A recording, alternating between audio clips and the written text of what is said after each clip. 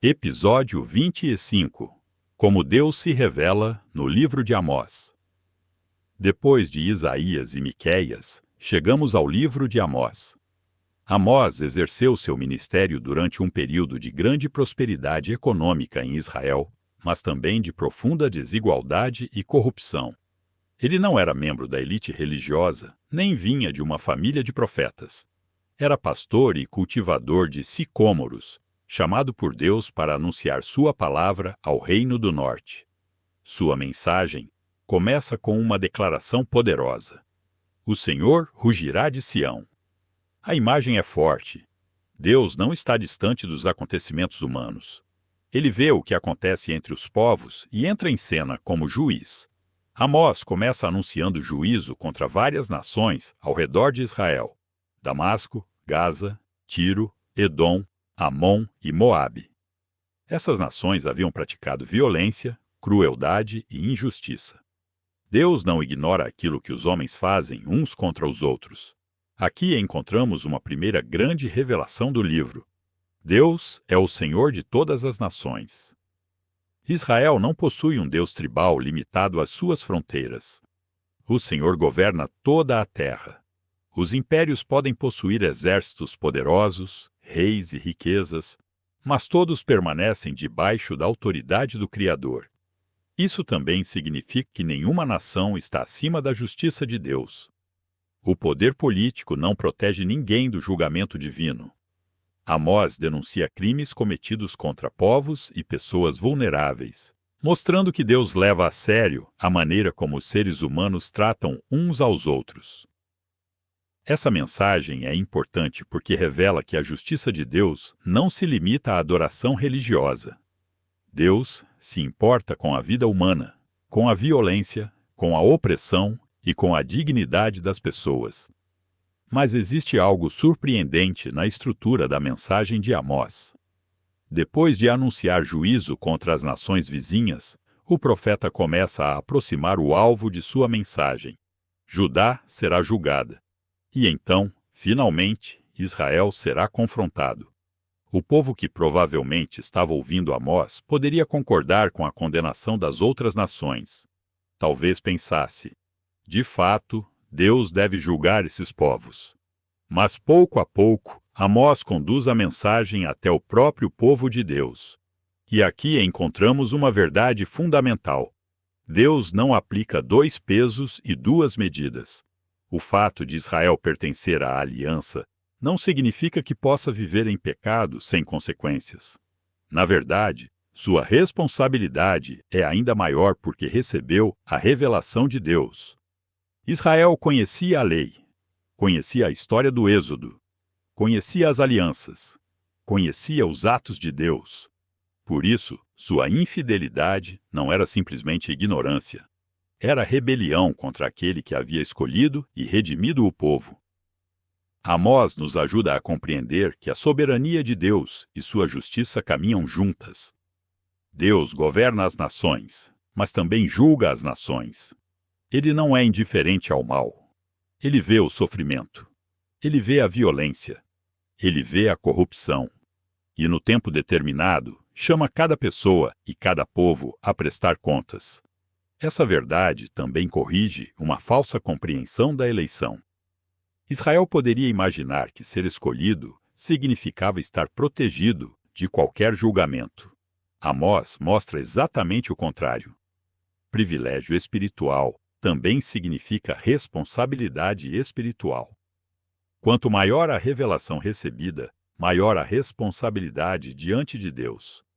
Essa ideia será desenvolvida ainda mais quando Amós voltar sua atenção diretamente para Israel. O povo havia recebido privilégios extraordinários, mas estava utilizando esses privilégios como motivo de orgulho enquanto abandonava os mandamentos de Deus. E aqui começamos a perceber o contraste que dominará o livro. Israel possuía religião, mas havia perdido a justiça. Possuía prosperidade, mas havia esquecido o necessitado. Possuía conhecimento de Deus, mas estava vivendo como se Deus não existisse. Amós será enviado justamente para confrontar essa contradição. O Deus que havia libertado Israel do Egito agora mostrará que não aceita uma sociedade construída sobre exploração e injustiça. Portanto, a primeira grande revelação de Amós é esta: Deus é o Senhor de todas as nações. Vê a injustiça praticada pelos homens e julga com perfeita justiça. Nenhum império, povo ou indivíduo está acima de sua autoridade. E quanto mais conhecemos a vontade de Deus, maior é nossa responsabilidade de viver de acordo com ela. A mensagem de Amós, porém, ficará ainda mais contundente quando o julgamento chegar ao próprio povo de Israel. É nesse momento que descobriremos que Deus não exige apenas que seu povo o adore, mas que essa adoração seja acompanhada por uma vida de justiça e fidelidade. Depois de anunciar o juízo sobre as nações, Amós volta sua atenção para Israel. E aqui sua mensagem se torna ainda mais séria. Israel não era um povo que desconhecia Deus. Havia recebido sua lei, experimentado sua libertação e conhecido sua aliança. Por isso, sua responsabilidade era maior. Amós mostra que o privilégio de pertencer ao povo de Deus não significa imunidade ao julgamento. Pelo contrário, quanto maior a revelação recebida, maior a responsabilidade diante de Deus. Israel vivia um período de prosperidade. As cidades cresciam, os ricos acumulavam casas e propriedades e a elite desfrutava de conforto. Porém, essa prosperidade escondia uma realidade terrível. Os pobres eram explorados, os necessitados eram vendidos como escravos e a justiça havia sido corrompida. Aqueles que deveriam proteger o povo utilizavam seu poder para benefício próprio. Amós denuncia os que pisam os necessitados e desejam transformar até mesmo os momentos de adoração em oportunidades para voltar aos negócios. O problema não era simplesmente a existência de riqueza. O problema era a riqueza construída sobre a exploração e a injustiça. Isso revela algo importante sobre Deus. Ele vê aquilo que acontece com os vulneráveis. O sofrimento dos pobres não é invisível para ele. A corrupção dos poderosos não passa despercebida. O fato de uma sociedade parecer próspera não significa que ela seja justa diante de Deus. Israel também confiava em sua posição religiosa. O povo acreditava que, por ser escolhido, estaria seguro. Mas Amós destrói essa falsa segurança. Deus lembra que foi ele quem tirou Israel do Egito, conduziu o povo pelo deserto e estabeleceu sua relação com eles. A eleição não era uma autorização para pecar, era um chamado à fidelidade. Por isso, Deus diz, em essência, que justamente por Israel ter sido escolhido, ele o chamará a prestar contas. Aqui encontramos novamente um princípio que atravessa toda a Bíblia. Deus é fiel à sua aliança, mas sua aliança nunca significa que ele deixará de tratar o pecado. O povo havia transformado a eleição em orgulho. Em vez de perguntar, como devemos viver diante de Deus? Perguntava, por que deveríamos temer o julgamento? Amós responde mostrando que Deus não pode ser manipulado por privilégios religiosos. Essa mensagem também se conecta com Miqueias. Os dois profetas denunciam uma religião que continua funcionando externamente enquanto a vida do povo contradiz o caráter de Deus. Mas Amós enfatiza especialmente a dimensão social dessa infidelidade. A injustiça praticada contra o próximo é uma ofensa contra o próprio Deus. Isso significa que a espiritualidade bíblica nunca pode ser reduzida ao culto. Adoração, justiça e vida cotidiana pertencem à mesma realidade. O Deus que recebe o louvor é o mesmo Deus que observa como tratamos as pessoas. Amós também mostra que o julgamento de Deus será inevitável. Israel não poderá esconder sua corrupção atrás de festas, sacrifícios ou cerimônias. O povo poderá continuar cantando, oferecendo sacrifícios e participando das celebrações, mas nada disso poderá substituir o arrependimento. Aqui começamos a perceber o verdadeiro problema de Israel. não faltava religião, faltava fidelidade. O povo conhecia as palavras corretas, mas não vivia de acordo com elas. Conhecia a história da redenção, mas não imitava o caráter do Deus que o havia redimido. Conhecia a lei, mas a utilizava de maneira conveniente. Por isso, Amós anuncia que o dia do Senhor, que muitos esperavam como um dia de vitória para Israel, também será um dia de julgamento. O povo imaginava que Deus viria para derrotar seus inimigos. Amós mostra que, se Israel persistir no pecado, o próprio povo será confrontado pelo Senhor. Essa é uma revelação importante sobre Deus. Ele não é um Deus que pode ser colocado a serviço dos interesses humanos. Não podemos transformar Deus em uma garantia de prosperidade, proteção ou sucesso enquanto ignoramos sua vontade. Deus continua sendo Deus, mesmo quando isso significa confrontar aqueles que dizem pertencer a Ele. Deus está chamando seu povo a reconhecer o pecado antes que o julgamento chegue. O chamado é: buscai-me e vivei. Essa pequena frase revela o coração da mensagem. O Deus que anuncia o juízo ainda chama o pecador de volta. A ameaça do julgamento vem acompanhada de uma oportunidade de arrependimento. Assim, vemos novamente duas características de Deus lado a lado: sua justiça e sua misericórdia. Ele não ignora o pecado, mas também não deixa de chamar o pecador ao retorno. A grande revelação desta parte pode ser resumida assim: Deus julga seu próprio povo quando este abandona sua justiça. A eleição não elimina a responsabilidade. A religião não substitui a obediência. E a prosperidade não significa aprovação divina. Deus vê a exploração, confronta a corrupção e chama seu povo ao arrependimento. Amós agora chega ao centro de sua mensagem. Israel continuava oferecendo sacrifícios, celebrando festas, cantando louvores e participando de reuniões religiosas. Por fora, parecia um povo profundamente religioso, mas Deus mostra que essa aparência não o impressionava. O problema estava na contradição entre o culto oferecido e a vida praticada. Deus rejeita uma adoração que não produz justiça. O povo cantava, mas explorava. Oferecia sacrifícios, mas oprimia os pobres. Celebrava festas, mas corrompia os tribunais. Por isso, a mensagem de Amós é extremamente direta. Deus não aceita uma religião que contradiz seu próprio caráter. O profeta apresenta então uma das declarações mais conhecidas do livro. Deus deseja que a justiça corra como as águas e que a retidão flua continuamente. A imagem é poderosa porque mostra que justiça não deveria ser um acontecimento ocasional. Ela deveria fazer parte da vida do povo como um rio que continua fluindo. Aqui encontramos novamente o princípio que Miqueias havia apresentado. Deus deseja justiça, misericórdia e humildade, não simplesmente cerimônias religiosas. Mas Amós enfatiza que a justiça precisa alcançar a sociedade inteira. O tribunal precisa ser justo.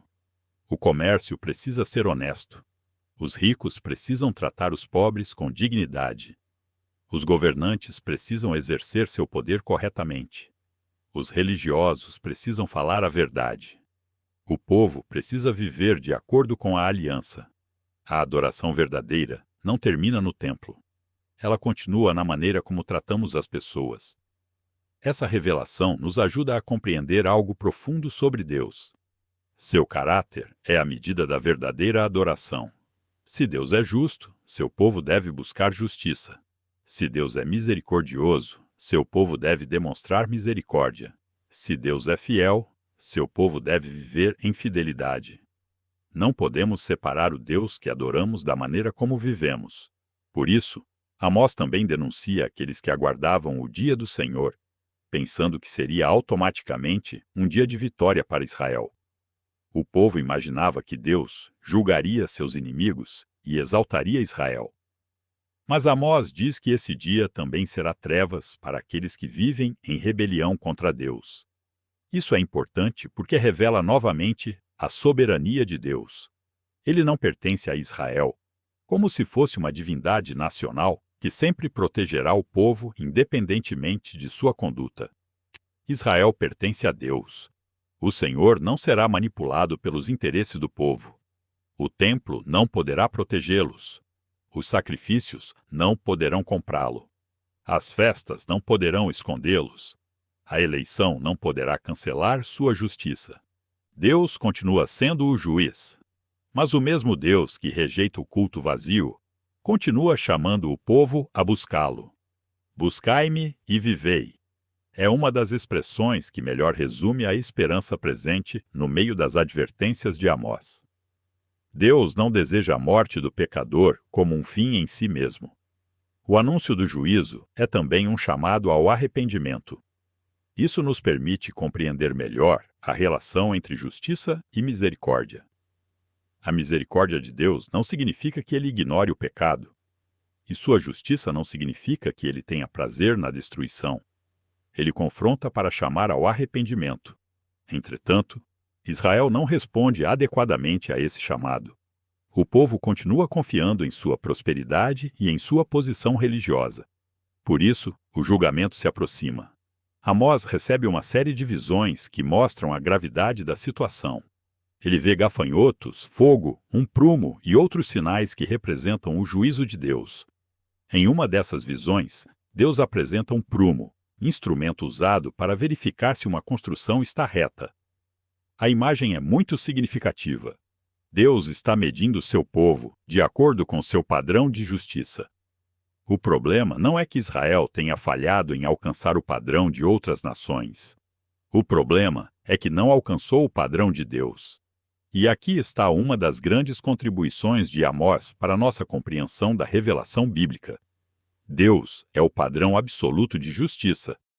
Não são os costumes da sociedade que determinam o que é certo. Não é a maioria que determina o que é justo. Não é o poder econômico que determina o valor de uma pessoa. É Deus quem estabelece o padrão. Quando olhamos para Amós, percebemos que a verdadeira espiritualidade envolve o coração, o culto e a vida. O homem não pode dividir sua existência em uma parte religiosa e outra independente de Deus. Tudo pertence ao Senhor. Por isso, a grande mensagem desta parte pode ser resumida assim: Deus rejeita uma religião que não produz justiça. Ele deseja uma adoração verdadeira, acompanhada por retidão, misericórdia e fidelidade. O culto que Deus aceita não é aquele que apenas ocupa o templo, mas aquele que transforma a vida.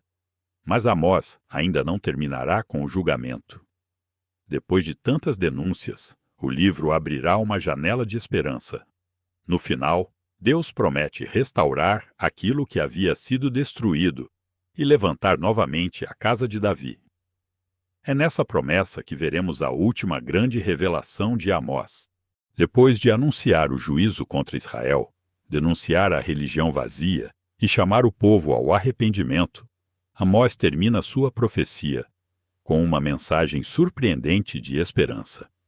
O Deus que derruba também pode restaurar. O Deus que julga continua sendo o Deus que cumpre suas promessas. Nos capítulos finais, Amós apresenta uma visão do julgamento. Israel não poderá escapar simplesmente escondendo-se ou confiando em sua posição religiosa. O pecado será confrontado e o povo experimentará as consequências de sua infidelidade. Mas depois do juízo, Deus promete algo extraordinário. Ele levantará novamente a tenda caída de Davi. Essa promessa é importante porque nos leva de volta à aliança feita com Davi. Ao longo da história, a monarquia havia fracassado. Muitos reis foram infiéis. O reino se dividiu. Israel foi levado ao exílio. Parecia que a promessa feita a Davi estava ameaçada. Mas Amós mostra que o fracasso dos reis humanos não significa o fracasso da promessa de Deus. A casa de Davi pode cair, mas Deus a levantará novamente. Aqui encontramos mais uma vez uma característica central da revelação bíblica. Deus permanece fiel, mesmo quando os homens falham. O povo será disciplinado, mas a promessa continuará. O reino será abalado, mas Deus continuará conduzindo a história. A estrutura política poderá desaparecer, mas o propósito de Deus permanecerá. Essa promessa também possui uma dimensão messiânica. O Novo Testamento relaciona a restauração da casa de Davi, anunciada por Amós, com a inclusão das nações no povo de Deus. O governo prometido a Davi encontra seu cumprimento definitivo em Cristo, o rei descendente de Davi. Assim, mais uma vez, vemos como os profetas não estão isolados uns dos outros. Isaías anunciou o rei. Miqueias anunciou o governante que viria de Belém. Agora Amós fala da restauração da casa de Davi. As peças continuam se encaixando. Deus está preparando o caminho para o Messias. Mas a restauração prometida por Amós também possui uma dimensão de abundância e segurança. A terra produzirá novamente. O povo será plantado em sua terra. As consequências do juízo não terão a palavra final.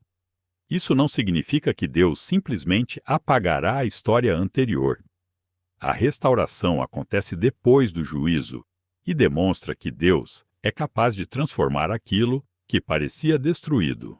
Essa esperança também revela algo importante sobre a natureza da redenção. Deus não está interessado apenas em salvar pessoas individualmente. Ele está restaurando seu povo e cumprindo seu propósito histórico. A redenção bíblica possui uma dimensão pessoal, comunitária e cósmica. Deus restaura pessoas. Deus restaura seu povo. E, finalmente, Deus restaurará sua criação.